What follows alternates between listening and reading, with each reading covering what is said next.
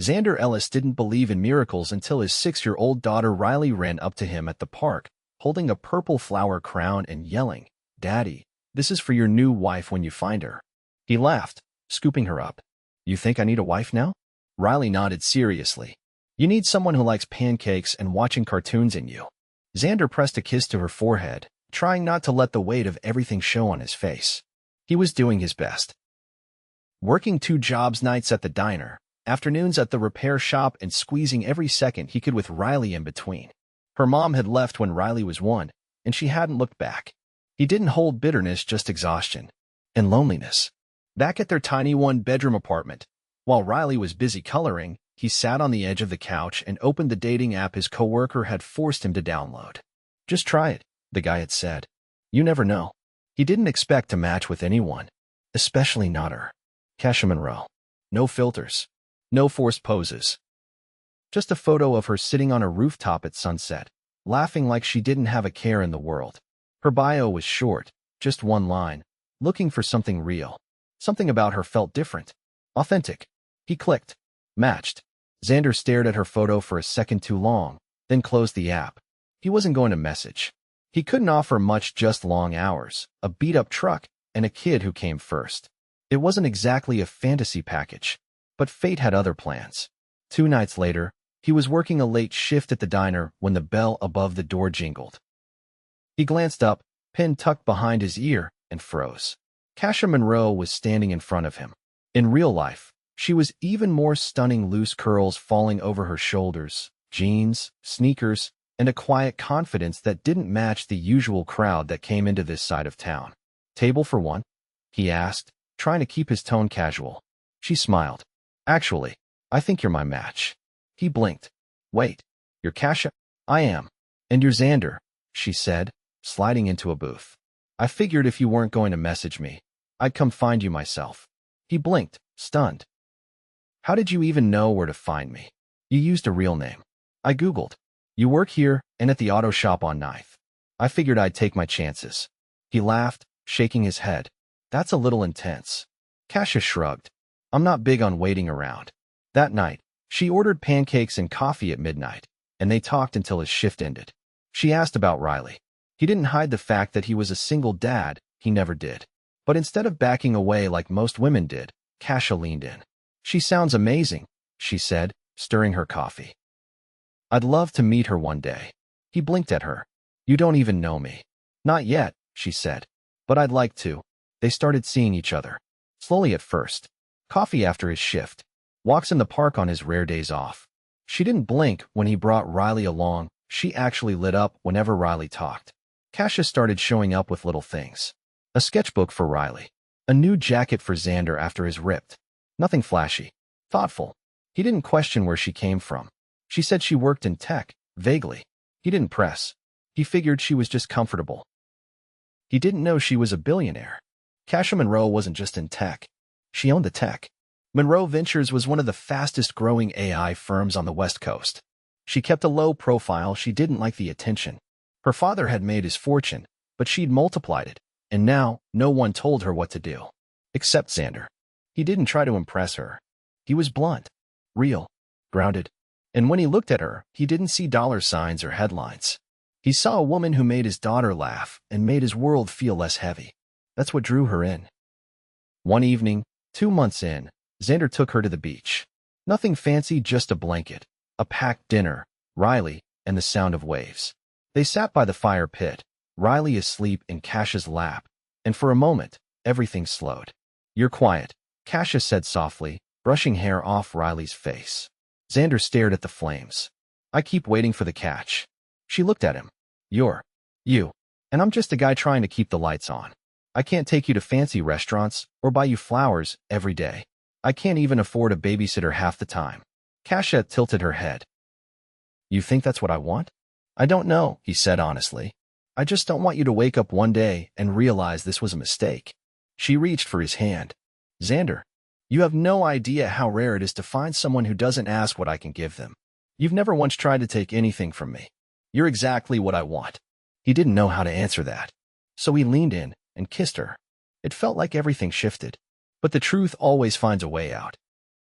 One afternoon, While Cassia was helping Riley build a Lego castle in the living room, a man in a suit showed up at the door. Xander opened it, confused. "I'm looking for Ms. Monroe," the man said. "She missed a board meeting." Xander frowned. "Board meeting?" Cassia came up behind him. "David, I told them I was out of town." David's eyes flicked to Xander, then the small apartment. "Right. Of course. I'll let them know." After he left, Xander turned to her. "What was that?" Cassia sighed, sitting down. "I need to tell you something." And just like that, the truth came out. She was a billionaire. Not just well off. Not just comfortable. A full-blown, Forbes-featured, private jet-owning billionaire. Xander sat back, stunned. "So all this time, you've been slumming it with me?" Her face fell. "Don't say it like that. How else am I supposed to say it? You've been pretending to be someone else."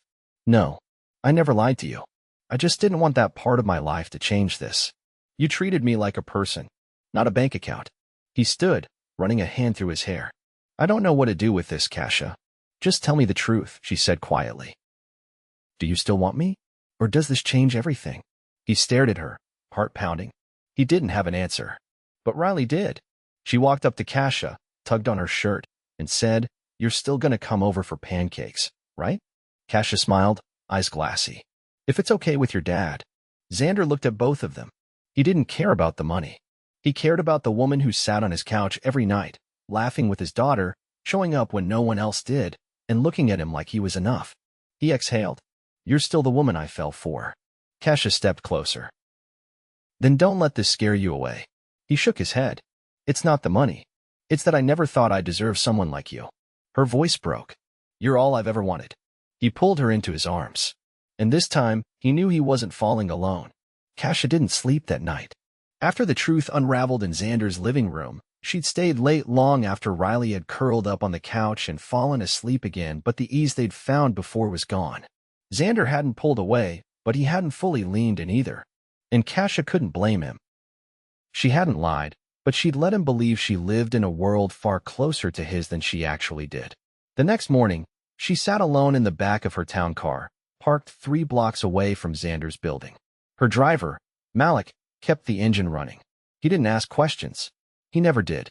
"I'm fine," she said quietly, though he hadn't spoken. "You're sitting outside his place like a teenager with a crush," Malik replied without looking at her. "You want to go up?" She glanced at the building's faded bricks. Not yet. Instead, she had him take her to her office downtown. The Monroe Ventures headquarters spanned the top 12 floors of a mirrored glass tower in the city's financial district. Cassia usually entered through the private elevator, but today she chose the lobby. She needed to feel grounded. Human. As she stepped into the elevator, her assistant, Noelle, caught up with her, tablet in hand. "You missed the Tokyo call yesterday," Noelle said as they ascended. "And the foundation gala is next week. Your father RSVP'd on your behalf." Cassia exhaled. "Of course he did." Noelle paused. "Want me to cancel?" Cassia shook her head. "No, I'll go." "But not with anyone they expect." Noelle raised an eyebrow. "Should I be worried?"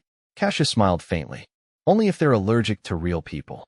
That afternoon, she scrolled through her phone between meetings, staring at the photo she'd taken of Riley beaming up at her with a mouth full of pancake syrup. That little girl wasn't just adorable, she'd become part of her world faster than Cassia had ever imagined. And that terrified her. Meanwhile, Xander was back at the auto shop, elbow deep in a transmission replacement for a '94 Mustang. His coworker, Jorge, leaned over the hood beside him. "You've been quiet." "I'm always quiet," Xander replied, tightening a bolt. "Yeah, but today you're quiet, and dropping tools like your hands forgot how to work." Xander wiped his hands on a rag and sighed. "Cassia's not who I thought she was." Jorge squinted. "She married. No criminal record." "No." Jorge leaned closer. "Then what?" "She's worth more than everyone in this zip code combined." Jorge blinked. "She's rich. Billionaire." There was a long pause before Jorge let out a low whistle. "Damn. And she still hung out here? Are you sure she's not just rich in Monopoly money?" Xander gave him a look, but Jorge didn't back down. "Look, man, if she's showing up, treating you, and Riley right, what does it matter?" Xander didn't answer. He didn't know how to explain the pressure he felt now. Every moment with her would come with a silent comparison. He didn't own a suit. He didn't know what wine paired with what. And he definitely didn't belong in her world. But that night, when he got home, there was a note tucked under his door. Just his name, written in Cassia's looping handwriting. Xander, I know everything feels upside down. I don't expect you to have answers. I just want to spend time with you without all the noise. If that's something you still want to, I'll be on that rooftop you liked, the one with the view of the bridge. Come if you want. I'll wait. See, he read the note 3 times before folding it in half and slipping it into his pocket. Riley was already asleep, curled up in her blanket fort. He called his neighbor, Mrs. Rourke, a retired teacher who adored Riley and had babysat for him in a pinch before. 15 minutes later, he was climbing the fire escape of a building 2 blocks over, heart pounding harder with every step. When he reached the rooftop, she was there. Cassia sat on a blanket, a small lantern glowing beside her, 2 mugs of something warm resting on the ground. I didn't know if you'd come, she said. I didn't know if I could, he admitted. She didn't move, didn't rush him, just waited. He walked to the edge of the rooftop, staring out at the bridge lit up in the distance, headlights streaming like fireflies over steel. You ever think about what life would have been like if we met on the same playing field? He asked. Cassia stood, stepping beside him. I think about what it would have been like if I hadn't found you at all. He looked at her. You changed everything. And not just for me. Riley, she lights up when you're around. I feel the same way about her. And about you. He turned, finally meeting her eyes. How do we make this work? By not pretending anymore, she said. No more half-truths. No more guessing. You ask. I answer. You worry, I listen. He hesitated. And what about your world? Your friends? Your family? I'm not exactly what they'd expect. Cassia gave a soft laugh. They've been wrong before. I'd rather disappoint them than lose something real. He studied her for a moment. I don't want to feel like I'm being taken care of. You're not, she said. You're being loved. That silenced him. Cassia stepped closer, took his hand, and placed something in his palm. It was a key. To what? He asked. My other rooftop. The one above the bakery off Maple. It's quiet. No one knows about it. I go there when I need to breathe. I want you to have it. For when you need space, that's yours. He stared at the key. I'm not asking you to move in, she added quickly. I just thought. Maybe you could take Riley sometime. Or go alone. Or with me. He closed his fingers around the key. She moved to step away, but he caught her wrist. Stay. She looked up at him. I don't care about your bank account. I care about how you talk to my daughter like she matters. I care about how you look at me like I'm not a mess. I care about the way you show up. That's what I care about. Her breath caught. And when he kissed her, nothing else mattered. Below them, the city buzzed. But up there, it was just them, 2 people from different worlds, trying to build something neither of them had ever found before. The next morning, Xander woke up to Riley bouncing on the bed. Are we seeing Cassia today? He rubbed his eyes. Why? Because I want to show her my new dance, Riley said, already spinning in circles. He laughed. We'll see. But later that afternoon, Cassia showed up at the shop. She didn't pull up in a limo. She walked. Sneakers, sunglasses, and a paper bag in hand. For you, she said, handing it to him. Inside was a sandwich from a place he'd mentioned once in passing, weeks ago. You remembered, he said. I remember everything about you. That night, when he tucked Riley in, she whispered, Is Cassia going to be my new mommy? He paused. Do you want her to be? Riley nodded. She makes you smile. Xander sat beside her, brushing hair from her forehead. Then maybe, one day, she will be.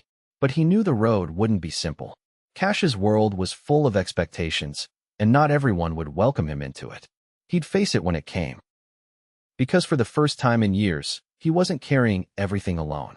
Xander had never worn a tuxedo before.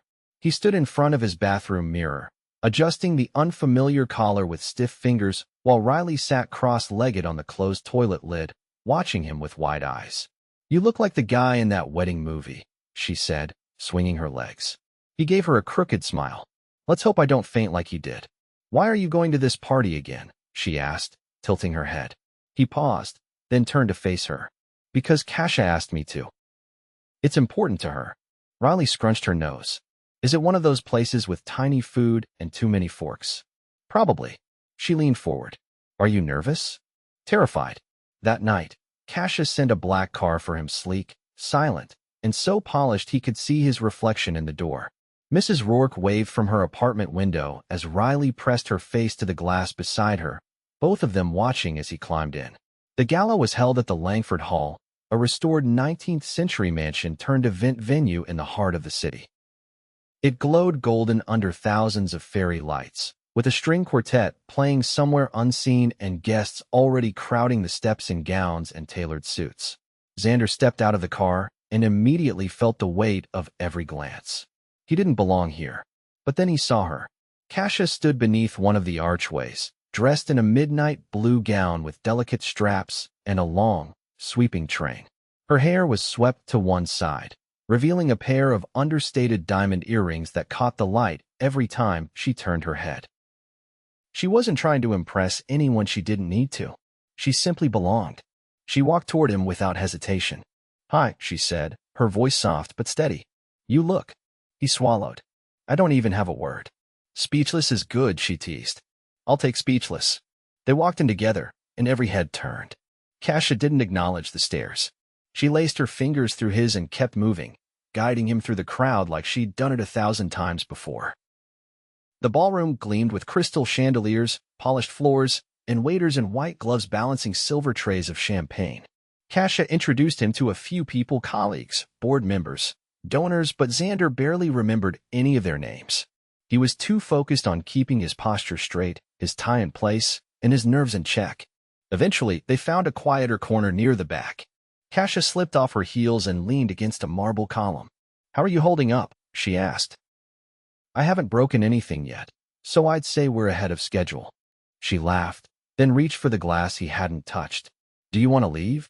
He looked around. "Would that be rude?" "Immensely," she said. "But I'd survive." He shook his head. "No. You invited me to be part of your world. I'm not walking out just because I feel out of place." "I didn't bring you here to prove anything," she said. "I brought you because I wanted you with me." Before he could answer, a tall man in his 60s approached them. He had silver hair, a sharp jawline, and a presence that made the air tighten. "Cassia," he said, kissing her cheek. "You're late." "Fashionably so, I hope," she replied. His eyes turned to Xander. "And this is Xander Ellis," she said. "Dad, this is the man I told you about." The man's gaze lingered on Xander's calloused hands, his ill-fitting tux, and the single thread unraveling at his cuff. Disapproval flickered briefly before disappearing behind a tight smile. "Pleasure," he said. "Likewise," Xander replied, keeping his tone even. Cassia's father didn't stay long, but the interaction left a chill in the air. "I'm sorry," she said once he walked off. "You don't have to apologize for him. He's not used to things he can't control." Xander looked at her. "Are you?" She hesitated. "I'm learning." Later that night, after the speeches and the auctions and the endless parade of perfect strangers, Xander stepped out onto the balcony to breathe. The city stretched below in glittering silence. Cassia joined him a few minutes later, a shawl draped over her shoulders. "I kept looking for you," she said. "I needed air." She nodded, moving to stand beside him. "This is why I kept my world separate. It's exhausting." He turned to her. "Then why keep doing it?" "Because I believe in what I'm building," she said. "And because I thought if I worked hard enough, someday it would stop feeling like a performance." He studied her face. "Does it ever?" She looked down. "Not really." He reached for her hand. "You don't have to perform with me." She looked up, eyes misted with something fragile. "Then let's stop pretending." Before he could ask what she meant, she pulled something from her clutch, a folded envelope. "What is this?" "A proposal." He raised an eyebrow. "You're proposing to me on a balcony?" She laughed. "Not that kind of proposal." He opened it. Inside was a letter, official, printed on Monroe Ventures letterhead with details about a new grant program for single parents in underserved communities. It offered job training, childcare support, and housing assistance.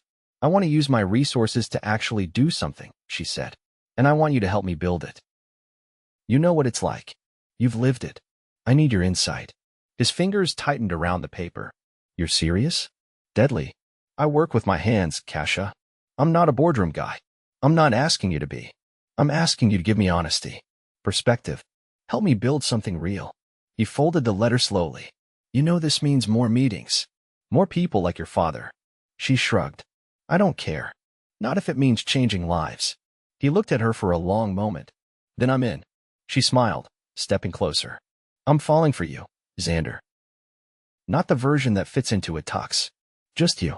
He cupped her face, his voice low. I think I've been falling for you since you walked into that diner like you owned the place. She leaned into him. I kind of did. The next week, while Riley was at school, Cassia brought Xander to a warehouse on the edge of the city. It was old and used for years, but structurally sound. She ran her hand along the wall as they walked through. This is where it starts, she said. We'll build the first center here. He looked around. It's going to take a lot of work. I've got a team lined up. Architects, contractors, but I want you involved in every decision. You're trusting me with this? I'm trusting you with a piece of my future. He turned to her. Then I won't let you down. That night, back at his apartment, Riley ran into his arms as soon as he walked through the door. Did you build something today? She asked. He scooped her up. Not yet, but we're about to. She grinned. Can I help? You already are. As she nestled into his shoulder, he looked over at Cassia, who was curled up on the couch, a cup of tea in hand and a quiet smile on her face. For the first time in a long time, Xander didn't feel like he was waiting for the other shoe to drop. He felt like he was exactly where he was supposed to be. The community center opened its doors on a crisp Saturday morning, sunlight pouring through the tall windows Cassia had insisted on installing. Everything about the space felt intentional: the smooth wooden floors, the rows of bookshelves lining the back walls, the colorful murals painted by local artists.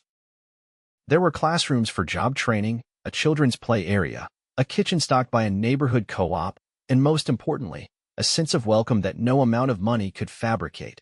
Xander stood just inside the entrance, Riley's hand in his, watching as families filtered in. Some looked cautious, others curious, but all of them seemed to breathe easier once they stepped inside. A few people nodded to him, recognizing the man who had spent the last 3 months working side by side with the construction crew, hammering drywall and hauling in furniture until his hands ached. Cassia arrived shortly after, dressed in a simple navy blouse and jeans, her hair pulled back. She didn't make a speech. She didn't want cameras. This wasn't about headlines or legacy. It was about quietly doing something that mattered. You look like you haven't slept, she said, slipping beside him. I haven't, he admitted. Riley was up early rehearsing a song she made up about paint rollers and pancakes. Cassia laughed, the sound light and tired. Worth it, though. He looked around. I don't think I've ever built something that made people smile like this. That's because this time, you weren't building alone. Riley tugged on his arm, pointing to the classroom near the back. They have glitter glue. Cassia bent down. Go crazy. But remember the glitter rule. Riley nodded solemnly. No glitter in noses. As she ran off, Xander turned to Cassia. You made this happen. So did you. He paused before continuing. There's been something I've been meaning to ask you. She raised an eyebrow. Should I sit down? Maybe. They walked over to one of the benches near the mural of a phoenix rising from a pile of gears and tools, an idea Riley had suggested and Cassia had insisted be painted exactly as described. Xander pulled something from his jacket pocket. A small, flat box. Cassia blinked. I'm not proposing, he said quickly, then added, not yet. She opened the box. Inside was a delicate gold chain with a charm in the shape of a key. She stared at it, confused. It's the key to my apartment. I know it's not much, and I know you could probably buy the entire building if you wanted, but I want you there. With us. Not just on weekends. Not just when it's convenient. Cassia's hand closed over the box, her expression unreadable. I know we're different, he continued, and I've spent months trying not to feel like I'm constantly catching up to you. But I'm done worrying about whether I belong in your world. You belong in mine too. And if that means making pancakes in a kitchen with squeaky cabinets and a fridge that hums too loud, then I want that. She looked at him, eyes wet. You really mean it. I do. I don't care about the cabinets or the fridge. I figured, he said, but I still want to fix the cabinet. Cassia leaned in, her forehead resting against his. Yes. He let out a breath he didn't realize he'd been holding. They sat like that for a while, quiet in the middle of the buzz around them, until one of the volunteers came over asking for help troubleshooting a broken printer in the admin office. Xander stood, brushing his hands on his jeans. Back to work. Cassia stayed seated, watching him walk off, and felt something settle deep in her chest. For the first time in years, she wasn't thinking about quarterly projections or press releases. She was thinking about dinner that night. She was thinking about a little girl who had started calling her Cass without hesitation. She was thinking about the cabinet she might help fix. Later that evening, after the opening day wrapped and the center emptied out, Cassia joined Xander and Riley back at their apartment. The three of them ate takeout from the Thai place down the street, sitting on the floor because Riley had turned the kitchen table into a castle using bedsheets and broomsticks. When Cassia stood to throw away the empty containers, she paused by the window. "I never thought I'd feel at home in a place like this." Xander looked up from where he was braiding Riley's hair. "What changed?" "You." He didn't respond right away. Then he said, "There's a question I've been meaning to ask." She turned. "Another one? You ever think about having more kids?" Cassia blinked. "I mean, yes. Eventually." "Why?" Riley's been asking. About having a little brother or sister." Cassia slowly walked back toward him. "And what did you say?" "I told her we'd talk about it. As a family." She sat beside him, her hand finding his. "Then let's talk about it." The conversation unraveled naturally, what it would mean, what it might look like, the fears, the hopes. It wasn't a decision made in a rush or in the glow of a good day. It was a possibility that felt real for the first time. Weeks passed. Cassia moved in. Not all at once. It was a slow migration of books, clothes, her favorite coffee mugs. Riley helped, carefully arranging Cassia's shoes in the closet and drawing a sign for her side of the bed that read, "Reserved for Cass and snacks." Xander built a shelf in the kitchen for Cassia's teas. She bought him a toolbox that didn't creak when opened. They started taking turns with bedtime stories. Riley began calling her Cass Mom without prompting. Cassia didn't correct her. Then, one afternoon, Xander came home to find Cassia sitting on the couch, a manila envelope in her lap and something unreadable on her face. "What is it?" he asked. She handed him the envelope. Inside were adoption papers. "I know it's early," she said, "and I don't want to step on anything. But if I mean, only if it feels right, I'd like to legally be part of her life." Xander stared at the papers for a long time. Then he looked up. "She already thinks of you as her mother." "I know," Cassia said, "but I want it to be official. I want her to know I'm not going anywhere." Xander set the papers down carefully, then crossed the room and wrapped her in his arms. "Then let's do it." The day they signed the papers, Riley wore a dress she picked out herself covered in stars and glitter glue that had hardened in patches. She held both their hands as the judge made it official, then threw her arms around Cassia so hard she knocked them both into a laugh. Afterward, they went to the park, just the three of them, eating ice cream sandwiches and watching the clouds drift by. It wasn't grand. It wasn't luxurious. It was perfect. Months later, Xander proposed. Not with a diamond the size of a marble or in front of a flash mob, but with a ring he'd made himself, a simple gold band with a small sapphire set into it, hidden inside the pocket of Riley's favorite stuffed elephant. Cassia said yes before he even finished asking. Their wedding was held on the roof of the community center.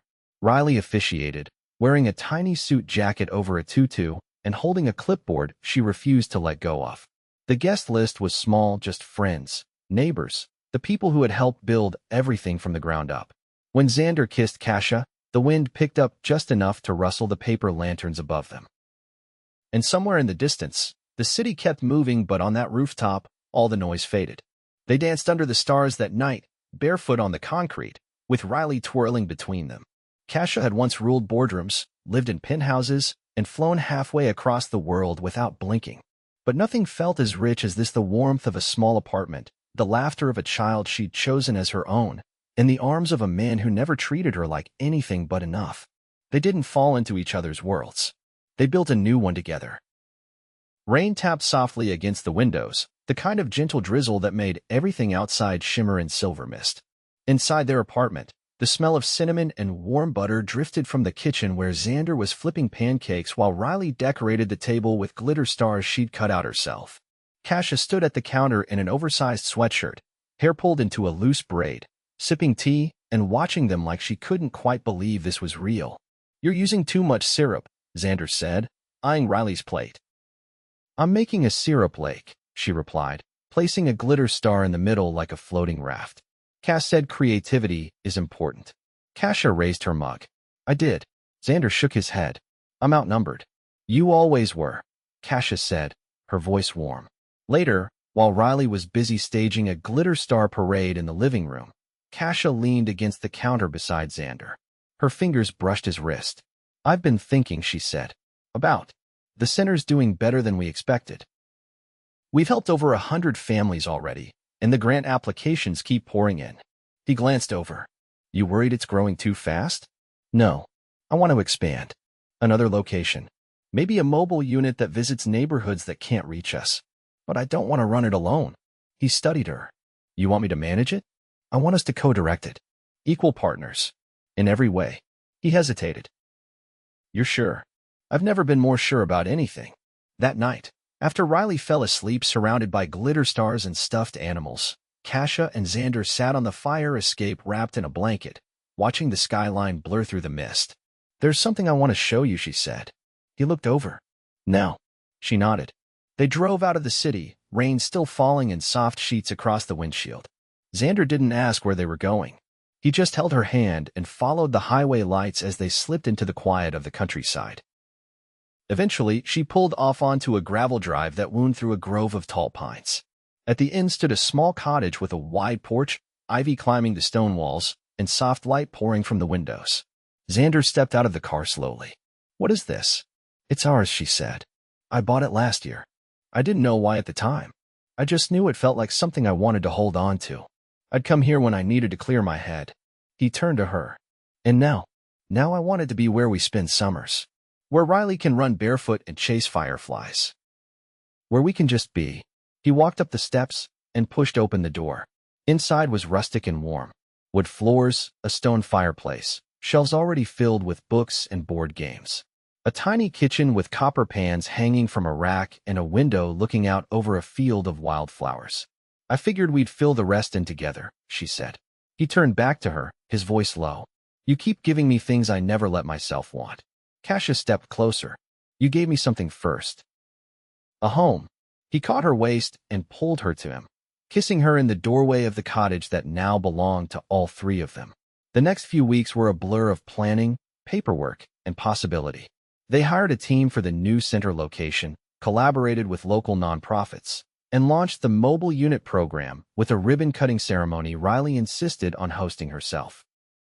She wore a sparkly cape and declared herself official glitter ambassador to the people. Cassia's father, once skeptical, now offered quiet support, attending one of the community events unannounced and staying long enough to shake Xander's hand and linger a little too long watching Riley perform a puppet show. One evening, as they finished setting up a fundraising dinner at the new location, Xander stood alone outside, watching the sky shift from orange to indigo. Cassia joined him, her heels clicking softly on the pavement. You okay? She asked. He nodded. Just thinking. About. He turned to her. How none of this was in the plan. She smiled. Plans are overrated.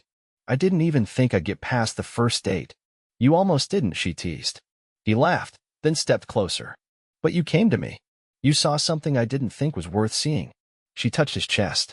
I saw everything. He held her face gently. I love you. I love you, she said. They kissed under the string lights hanging across the parking lot, laughter drifting from inside, the smell of roasted vegetables and warm bread carried through the air. 6 months later, they held a small ceremony at the community center to unveil a plaque dedicated to Riley's idea, the Ellis Monroe Family Initiative. It sat just inside the entryway, beside a mural she helped paint of a house with open doors and a garden full of stars. Cassia gave a short speech. Xander stood beside her, holding Riley's hand. After the applause faded, Cassia leaned down and whispered, You ready for the next chapter? Riley tilted her head. What chapter? Xander smiled. The one where we build a bigger house. With a backyard. And maybe a baby room. Riley's eyes widened. Wait. What? Cassia nodded. We're going to grow our family. Riley squealed and hugged them both at once. Can I name the baby? We'll talk about it, Xander said, laughing. They moved into a new home that spring. Not a mansion. Not a penthouse. Just a 2-story house on a quiet street with a garden Cassia planted herself and a swing set Xander built one weekend with Riley's help. The house smelled like cinnamon and sawdust and fresh laundry. The walls were filled with photos and finger paintings and reminders of a life that had been built piece by piece, not bought. One night, as they lay in bed and the baby kicked gently beneath Cassia's hand, she looked over at him. You ever think about how strange it all was? She asked. How we started. He ran his fingers through her hair. Every day. And you're still not overwhelmed? I'm still in awe, he said. Cassia smiled, her eyes soft. I never wanted perfect. I just wanted real. You've got it, he whispered. They lay there in the quiet, the world outside their windows soft and still. No gala lights, no headlines. Just the hum of the city in the distance, the sound of Riley singing to her stuffed animals down the hall, and the slow, steady rhythm of a family that had been built not from wealth or luck, but from love. And it was enough. More than enough.